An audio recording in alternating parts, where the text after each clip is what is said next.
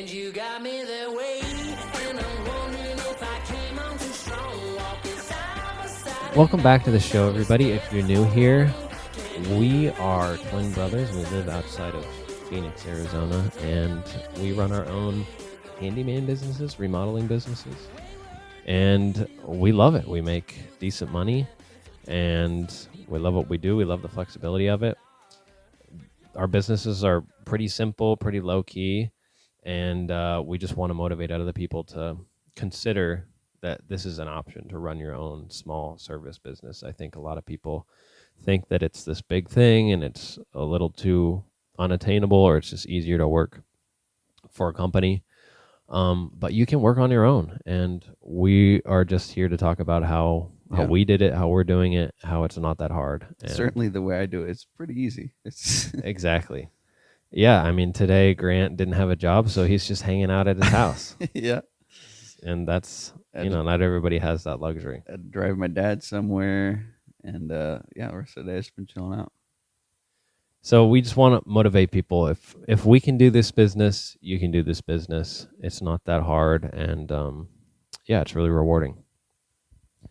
So this episode, we're going to be talking about what it looks like day to day and what it looks like on the job, like when you're there and maybe things aren't going well, or maybe things are going great, and just kind of our experience of just working and managing clients and managing time, and just give some people some ideas by looking in a window of our day to day. All right. So we'll get into that, but before we start, we got to do our usual question of what have you been working on lately? Well, so I just finished a job yesterday. It went all right. I totaled it up again. I think it was like 26 hours of work or something over like 4 days. All right.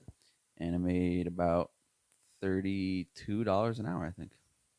32. So that's better than your last time. Better. of I'm working my 25. way up. Yeah. This is good. This is a great trajectory. Yeah. 25, 32. Next one, hopefully you'll be in the 50s.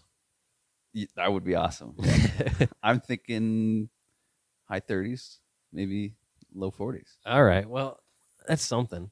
I just want to calculate this real quick, because yesterday I had a job and I did not make great money, but I wasn't upset about it. I think I did maybe 2 hours of work. Part of it was my own fault because I had to run to Home Depot and I should have just picked stuff up on the way. So I had to go there, go to Home Depot, then go back to the people's house. That's annoying. That was kind of my fault. I could have planned a little better. Yeah. So it was probably like 2.5 hours, and I made $100. So it was like, I guess, maybe somewhere seems between 40 and 50 an hour. Seems pretty good. So I guess that's not as bad as I thought. But it was a little hard to gauge because the guy actually paid me in shop vac, because my shop vac got stolen. Oh, that was the only payment you got, was a new tool. Well, it was that plus $50. Okay. Yeah. I think I mentioned on the show I got a compressor stolen a few weeks ago, and my shop vac got stolen. Recently. So that's been frustrating. But I needed a new shop vac. This guy he's an old guy. He has a shop vac that looks new, and he never uses it. He's like, "Do you want this?" So it was just his at his house. Yeah. He's like, "How about we make a deal, and I'll pay you with this and Wait. So whatever did else." you ask for it, or did he bring it up? He offered it to me. Like right after you had just noticed your shop vac was gone, this happened? Yeah, it was a few days after. Yeah, That's pretty crazy. it timing. was pretty cool. Yeah, so that was the first time I've ever worked for like a tool, or Okay. like bartered with someone rather than That's actually great. get paid money. I've worked for a tool before. I got a really nice miter saw, and I worked for like a few days on that job. It was Oh, like that's $600 tool, so I put in some work for that one. yeah, it's definitely worth it sometimes. Yeah, that's cool. Yeah, like this shop vac, if I bought it new, it would probably be like $120. So I was like, yeah, I don't really want to pay that. Okay, I wanted to ask you this though. So on this job, I had to put up a hose like holder thing for his outside hose for his garden. You know those things you just put it on the Okay. wall and you loop it around. To loop it up. Okay. He wanted one of those, so I bought one of those and put it up. And he also wanted me to switch out the faucet for a new kind of faucet, like a Shark Bite faucet. I guess it's like a brand that he was really interested in. Okay. So I did that. But I ran into some trouble. So I had asked you yesterday if I could borrow your plumbing stuff because Yeah. I was thinking I needed to solder off the old faucet and solder on a new So one. it was just the outside like hose faucet. Yeah. Okay. Usually you don't have to do any soldering. Yeah, that's what I found out. Okay. But I had no idea what I was doing. I took it on and I obviously didn't make a lot because it was like kind of learning for me. Yeah. But yeah, it didn't go great. So the Shark Bite fitting doesn't actually need any solder. It's just like pressure. So it actually like Oh, that one of those? Okay. yeah, I don't recommend those, but the guy wanted it. that's what he wanted. Okay. Wait, hold on. Why do you not recommend them? No, I mean they're a fine product, but they're more of like a temporary thing. Like cuz they just don't like I feel like they're just not meant to be super long lasting. Uh-oh. Well, I mean they work. And like since it's outside the house, it's not going to flood the house, so it's not too big a deal. Okay. But like I would just never trust them like to put like plumbing inside a wall or anything like at all. Oh, damn. But if it's outside, it's not that big a deal, and it probably will last fine. All right, well, good to know. But yeah, actually, yeah, I've used some of the Shark Bite stuff, and like one time when we were doing the flip houses, there's a leak in a wall, and it like destroyed a cabinet, and it was because the previous owner had used one of these Shark Bite things inside the wall to fix some plumbing issue, and it started leaking. Oh, so you got a bad taste in your mouth Yeah. from us. And I watched a fair amount of like plumbers on YouTube, and they all say the Shark Bite's not great. Interesting. But anyway, it can totally work. Yeah, like you said, it is outside, so worst happens. It's just gonna fill the yard Yeah. up with some water. But also they like spin around, right? Um, Like they're not very rigid. yeah, I don't know. I don't know enough about plumbing. Maybe I shouldn't have done it it's at all all. right. If that's what the guy wanted, and It is what he I'm wanted. sure it worked. So here's what happened. Here's what went wrong that I wanted your Okay. help on. So I wasn't sure if the pipe was long enough to just cut the pipe behind the fitting and then just throw Right. on the new fitting. So I shut off the water to the house and I drained the faucet.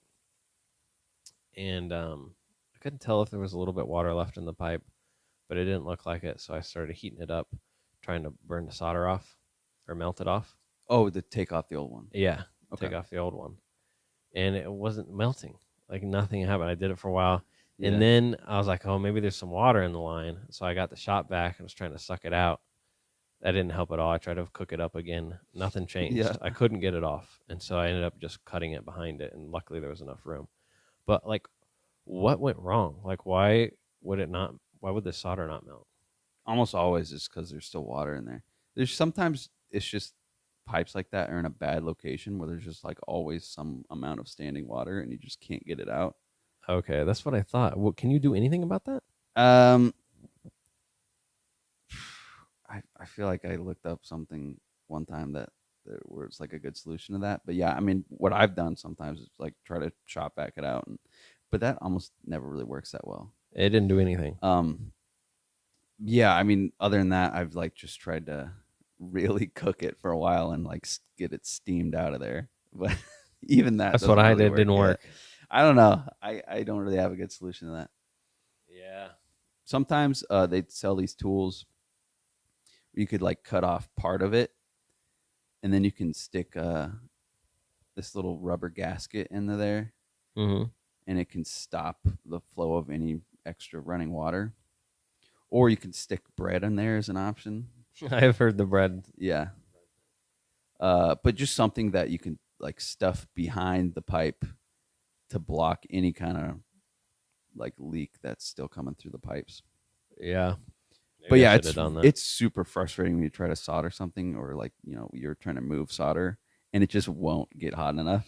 But it's almost always just some water in there. Yeah, because when I actually did get it off, a ton of water poured out. I'm like, where did this come from? Yeah.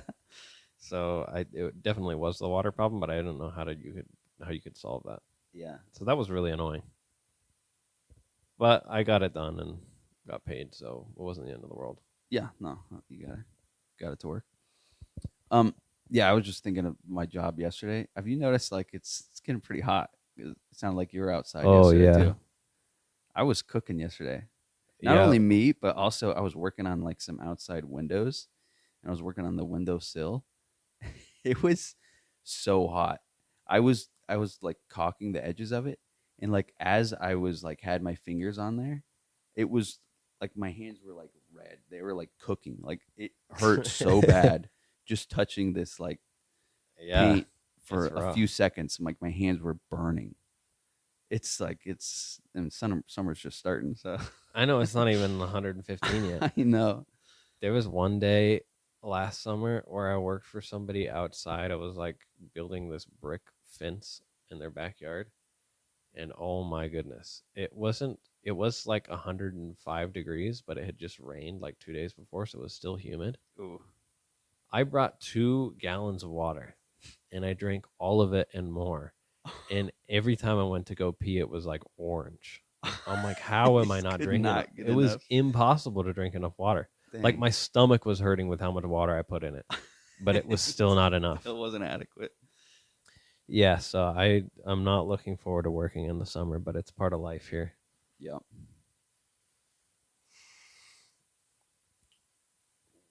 Oh, okay. I wanted to bring something up completely off topic. Okay. But I was talking to our brother. He said he listened to the podcast, and that one I was explaining how you could stick a fork into an outlet and it wouldn't shock you. Yeah. Did he Okay. do it? I tested it out because he had some doubts, and then I was starting to doubt my own words. Yeah. So I'm like, all right, you know what? I'm gonna go test this in my house. What And happened? well, actually, I did try with a fork, but most forks aren't small enough to fit into an outlet anyway. So, Ah, I mean, have you heard that? I just always heard like kids sticking forks in the outlet. It's Yep. just like a major problem.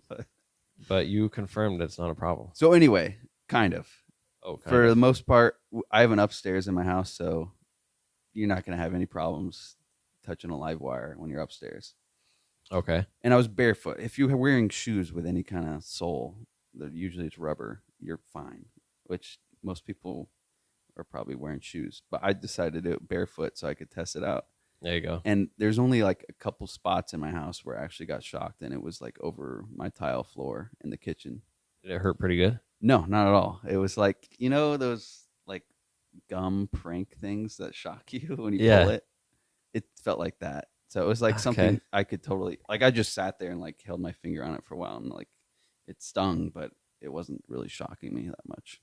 Well, there you go. Everybody Yeah, that didn't believe so- Grant, I was right. It's he's not. right. It's not going to kill you.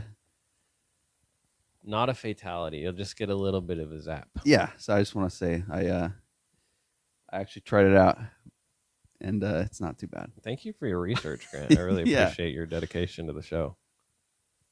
About the show, if you guys like the show, spread the word. We're, Please, yeah. 10 episodes in, we're just getting going, but we intend to do this for a while. We love the show.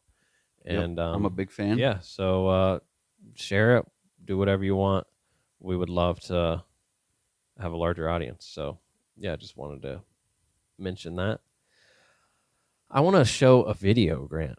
Okay. And I want to get your thoughts on the video. I have a few thoughts.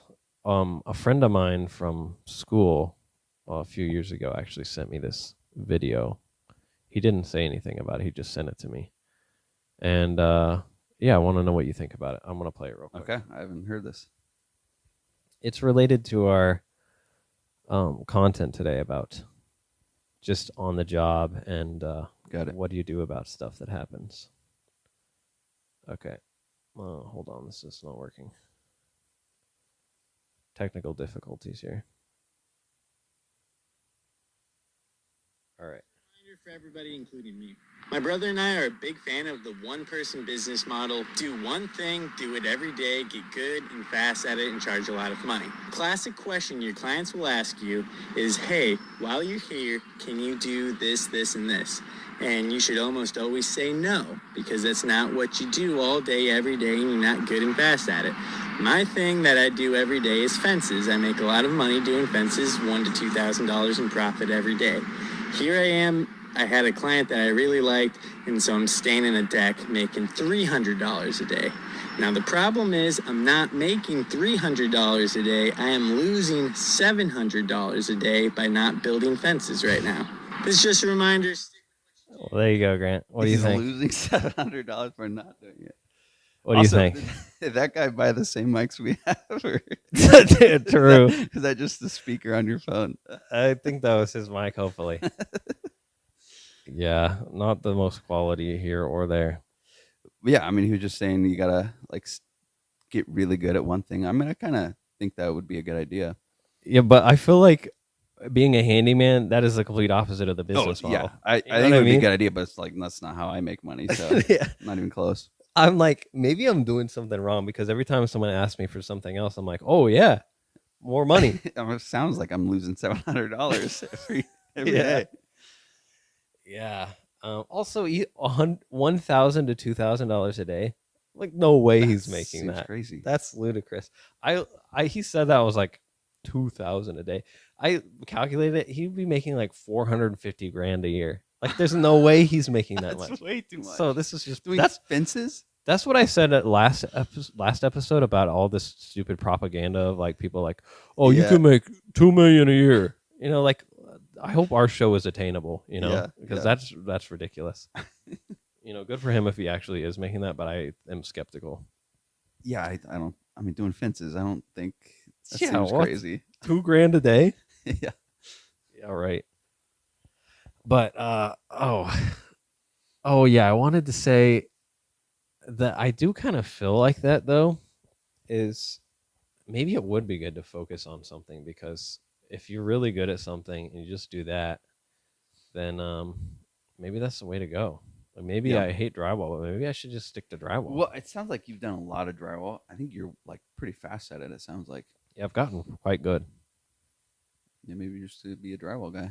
but I don't like it. Yeah. I kind of like the, oh, can you do this for me too? And then I'm like, yeah, sure. Well, that's the thing about doing the same thing all the time is yes, you would get really good at it and really skilled at it, and I'm sure make a lot more money. I guess if you're so quick, you're just way more efficient. Yeah. But I cannot handle the like tedium of doing the same thing over and over again. Yeah, it's annoying. It's so monotonous and boring. I just I much prefer doing handyman stuff where I can do a variety of different jobs. Or even like you said, when you were doing drywall, you had to take a day off because your shoulder was hurting. Right. If you yeah. do the same motion you're- every yeah, day, you're you're doing gonna this- damage your body too. The same motions, yeah. It could have some actual physical issues. All right. Well, thanks to that guy. Appreciate his content, I guess. Yeah. Not his propaganda. Okay, so what do you do when you encounter problems on the job? So let's say here's a scenario that I've experienced many times. You could tell me your thoughts on this and I'll tell you my thoughts. Okay. So let's see, like there was a year ago, again, I was doing drywall and these people hired me to do a significant amount of drywall in their house and it was on the ceiling.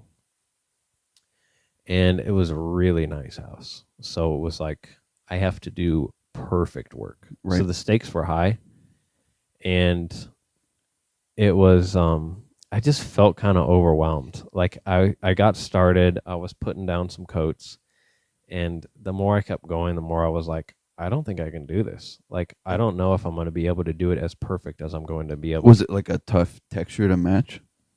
It was a flat texture, which sometimes can be easier, but sometimes can be harder because you can't cover Yeah. up imperfections. Yeah. Like you have to do perfect work when it's a flat texture. So that was kind of worrying me. And just like on the ceiling, for whatever reason, there's a lot of lighting on the ceiling. Like you can always see imperfections in shadows your and work stuff and if there's shadows. bumps. Yeah. So I was feeling like really worried about it. And I was there for like my first day, it took me like maybe a week to end up doing all of it. But the first day I was there, I worked for like 2-3 hours, and this is embarrassing, but I was feeling so overwhelmed about it. I like called off the rest of the day, and then I just went in tomorrow to do more work about it. But I felt like so stressed about it, Yeah. I couldn't work, which is a little embarrassing. But like I was really, you know what? Like, it was one of those situations where I was just. I think it came down to I didn't feel like I could do it. Like it Yeah. was beyond my capabilities. So yeah, have you experienced that, or do you? If you have, what have you done to resolve it? I haven't really taken on anything recently that I'm like it's just outside of my scope of what I know I can do. Yeah, But I remember when I was doing the house flipping, like there was one of the first houses we did, we needed some like plumbing thing done. And yeah, I don't know why I thought I could do it, but I had no experience with doing plumbing work, and I attempted it, and I just had to quit. I just had to. I started. Oh, it. really? It did not go well at all. It took forever, and I got like nothing was working. I just had to call Yikes. it quits, and they hired a real plumber, which is, I should have had them do that That's from the beginning. frustrating, though. Yeah. So it's just like, I think for me, it was just like, okay, well, this is beyond what I can do. I actually have to just stop doing it, or else it's not going to be good for this house. It's not going to be good work. So they need to Yeah. hire someone who can do it. I think for me it was kind of like almost like imposter syndrome, where I'm like, why did I say yes to this job? I can't do this. Oh, okay. Like I'm thinking I can do this, but I can't do this. Yeah. But with that specific scenario, I ended up doing it, and they were super happy with the work. It looked perfect, like it was perfect. That's awesome. But like when I started it, I was so panicked that I was gonna screw it up. Yeah. I just didn't want to spend like a whole week doing it and then get to the end and realize I can't get it to look Right. right, and I can't get paid for this. But it ended up working out. And I was, as I was reflecting on that, because I think that, at least for me, that wasn't the only time I've experienced that. That's happened a few times where I feel like I'm in over my head. And I'm sure some of our listeners, if they want to start their own businesses, they're going to experience that, where they're like, I don't know if I can do this job. So, and you can feel free to input if you come up with something as I'm talking. But just some thoughts I had on that was, one, like, you know yourself. Like, if you only take on the jobs that you feel proficient at. So, like, in that situation, like, I am actually happy that I took that on, because I ended up doing it well. And I think that's why I decided to say yes to it anyways, because I knew, like, if I really put in the work, like, I could figure it out, even if it felt like I couldn't do it. Yeah. It just ended up being a lot tougher than you thought. It was tougher than I thought, but I was right. I got that initial feeling of this is going to be a real challenge, but I think I can do it. I was right. Like, I ended up being able to do it. But in general, there are some things where I'm like, yeah, I can't do that. Like, for example, the one I mentioned with the faucet and the plumbing. Like, Yeah. I probably shouldn't have said yes to that. Like, it worked out, but if he wasn't using like a shark bite fitting where I could just slip it on, I couldn't have done it. Like, because Right. I wouldn't have been able to figure out how to get all the water out of the line and get it actually hot enough. Right. So, like, stuff like that, I should probably just say no to those jobs, because I know myself, I'm not going to be able to do it. It is above my pay grade, if you will. Mm-hmm. Another thing is something that can be helpful. Like I mentioned in that situation, that ended up just leaving the rest of that first day. I probably shouldn't have done that. I think in retrospect, what I should have done is maybe just done like a Home Depot run, and then I could just kind of like stop and decompress and reevaluate and be like, okay, kind of chart it out in my head. Here's how I'm going to do this. I can do this. Like, I think I just needed a minute to actually figure out how I was going to make it happen, because it felt so overwhelming, like impossible. But what ended up helping me was I went back and I just kind of charted it out in my head of how I was going to achieve it. I was like, I'm going to start here. I'm going to just lay the plastic down. I'm going to start scraping down the drywall. Yeah. Just step And I'm by going to put step. mud coats. And then I'm just like, I'm just going to do finish coats. If it takes me 10 finish coats to get it to look right, that's okay. I can do that. I have the time. I'm willing to do that. And just kind of like taking the time to reflect and process and figure it out ended up helping me actually do it. So I think that that's just a principle to live by. Like, if you're feeling overwhelmed, like, do something that's going to help you just take a break and you can really think about how you're going to accomplish it rather than just feeling overwhelmed like you can't. Start doing it step by step how you actually can. You have any more thoughts on that? Yeah. I mean, I think it is important to just, like you said, that first thing is just know yourself. Like, just don't overdo it. But yeah, it is always good to challenge yourself, though. Yeah. Yeah, I mean, like, I don't do a lot of painting, and like I borrowed your paint spray a little while ago, and I just had the worst time painting something where I could not get it to stop running. It was just like a really like runny paint. Oh. And it just took forever. And I just had to like I was doing it in my garage, so I had plenty of time to get it done. But I just needed to take like a few days off of it. And just like, okay, how do I do this right? All right, I'm gonna have to resand it because there's all these drips, and I just needed a break from it. And like once I got back to it, I just like was a little more careful with it, and it turned out okay. So, yeah, sometimes you just need to take off the rest of the day and just reevaluate things. Maybe. It's not a bad idea. Yeah, rather than just kind of just doing something and just feeling like it's not working. Yeah. Or doing it wrong because you're so stressed you're going to do it wrong. Another thing about that is you could always look online. Like, I can't count how many times where I've been like, I have no idea what to do, and I'm just like, oh, I'll just research it. Yeah. Like I mentioned a few weeks ago, I changed the fluorescent light ballast. Somebody called me about doing a light ballast, and I didn't know what that was, and I researched it, and I'm like, oh, I can do that. And I had never done that before, but when I got there, I was just looking at YouTube videos, and I figured it out, and it ended up not being the ballast, it ended up being the tubes. But I've probably learned like 50% of what I know on the job from YouTube. YouTube's so good, yeah. Like literally. Like, yeah, I've learned a lot just doing it and from figuring it out as I go, but probably half of what I know is just watching other people do it online. Mm-hmm. And that's something everybody has access to. And if you feel like you're at a brick wall on a job, like just research it and research it and research it. There's going to be answers. I've definitely done that. Like it won't be something, or it'll be something I like haven't really done well in the past, or I just haven't done in a long time. Mm-hmm. So I'm like, all right, let me just figure out how to do this right. I'm going to search it. I'm going to watch some YouTube videos. And like before I start the job the next day, like that night before, I'll just like do a bunch of research and figure out, okay, how am I going to approach this the next day? Yeah. And it's super helpful because I like learn a whole bunch of new things, and then and then you get going and you have a vision for the day and how it's going to actually happen. Yeah. There's definitely a lot of resources online to help you figure things out. Also podcasts. Like I started listening to some other handymen that have podcasts and just other people in service fields that have podcasts, and like I've definitely learned some things from people online, just hearing what they're doing or watching other YouTube videos. Like that's more generally about the business that I've learned. Like I felt more motivated from other shows to charge a little bit more money because I can, and it's like competitive. And I probably would be making less if I didn't feel like hearing from other people who are making more and can make more, that I could also charge a little bit more. Okay. And if I hadn't been listening to those, I wouldn't have even, that thought wouldn't have crossed my mind. Mm-hmm. Or even just running things a little more efficiently in my business. Like I was listening to a show the other day, and this guy was mentioning how he realized that one of his biggest costs in his handyman business was running to Home Depot. It's like an hour trip every time. It is. It does. So he was trying to come up with ways to cut down on that, and he started building kits like for each job. It's like, okay, this is a drain kit. So if I have to replace a drain, I just bring this kit, and I have it in my garage. I have like 100 of them. I'll just bring it. Okay. That way I don't have to run to Home Depot every time I do a drain.